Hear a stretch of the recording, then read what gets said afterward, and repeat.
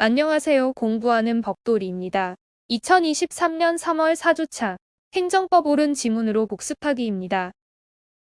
1번 지문입니다.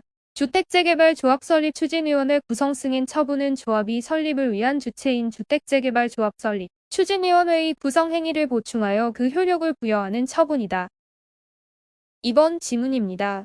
주택재건축 조합 설립 인가처분은 법령상 요건을 갖출 경우 주택재건축 사업을 시행할 수 있는 권한을 갖는 행정주체로서의 지위를 부여하는 일종의 서권적 처분의 성격을 갖는다. 3번 지문입니다. 주택재건축 조합이 정관 변경에 대한 시장 분수 등의 인가는 그 대상이 되는 기본행위를 보충하여 법률상 효력을 완성시키는 행위로서 이러한 인가를 받지 못한 경우 변경된 정관은 효력이 없고 시장 등이 변경된 정관을 인가하더라도 정관 변경의 효력이 총회의 의결이 있었던 때로 소급하여 발생한다고 할 수 없다. 4번 지문입니다. 토지 등 소유자들이 도시환경 정비 사업을 위한 조합을 따로 설립하지 아니하고 직접 그 사업을 시행하고자 하는 경우 사업 시행 계획인가 처분은 일종의 설권적 처분의 성격을 가지므로 토지 등 소유자들이 작성한 사업 시행 계획은 독립된 행정 처분이 아니다. 5번 지문입니다.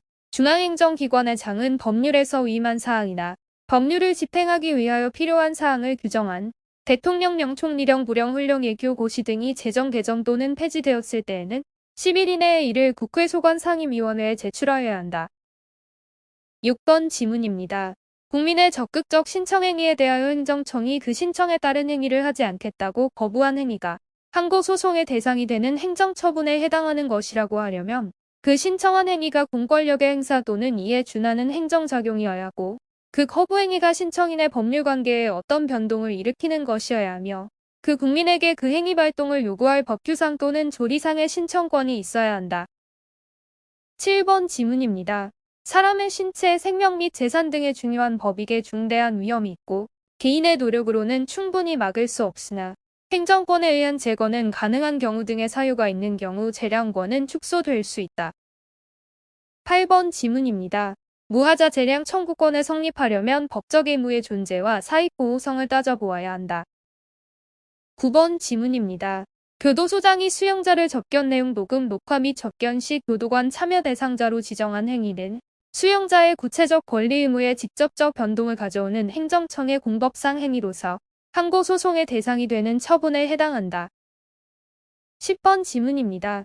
어느 하나의 처분의 취소를 구하는 소에 당해 처분과 관련되는 처분의 취소를 구하는 청구를 추가적으로 병합한 경우 추가적으로 병합된 소의 소재기 기간의 준수 여부는 그 청구 취지의 추가 신청이 있은 때를 기준으로 한다.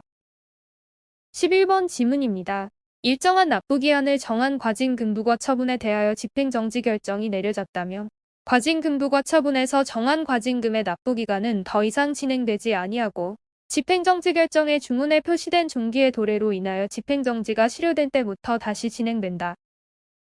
12번 지문입니다. 법원이 어느 하나의 사유에 의한 과징금부과 처분에 대하여 그 사유와 기본적 사실관계의 동일성이 인정되지 아니하는 다른 처분 사유가 존재한다는 이유로 적법하다고 판단하는 것은 특별한 사정이 없는 한 직권심사주의의 한계를 넘는 것이다. 13번 지문입니다. 행정에 관한 기관의 계산에 관하여는 행정기본법 또는 다른 법령 등의 특별한 규정이 있는 경우를 제외하고는 민법을 준용한다. 14번 지문입니다. 당사자의 신청에 따른 처분은 법령 등의 특별한 규정이 있거나 처분 당시에 법령 등을 적용하기 곤란한 특별한 사정이 있는 경우를 제외하고는 처분 당시에 법령 등에 따른다. 15번 지문입니다. 국가와 지방자치단체는 소속 공무원이 공공의 이익을 위하여 적극적으로 직무를 수행할 수 있도록 제반 여건을 조성하고 이와 관련된 시책 및 조치를 추진하여야 한다. 16번 지문입니다. 행정청은 공법상 계약의 상대방을 선정하고 계약 내용을 정할 때 공법상 계약의 공공성과 제3자의 이해관계를 고려하여야 한다. 17번 지문입니다. 행정청의 공적견의 표명은 명시적으로만이 아니라 묵시적으로도 이루어질 수 있다. 18번 지문입니다.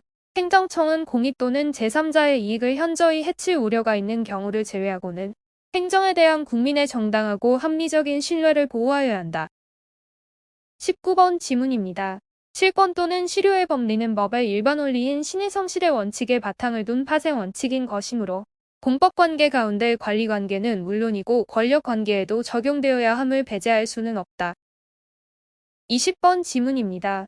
병무청 담당 부서의 담당 공무원에게 공적현의 표명을 구하는 정식의 서면지를 등을 대한 채 총무가 민원팀장에 불과한 공무원이 민원봉사 차원에서 상담에 응하여 안내한 것을 신뢰한 경우 신뢰보호의 원칙이 적용되지 아니한다. 오늘 준비한 내용은 여기까지입니다. 마지막으로 여러분의 구독과 좋아요는 큰 힘이 됩니다. 공부하는 벽돌이었습니다. 감사합니다.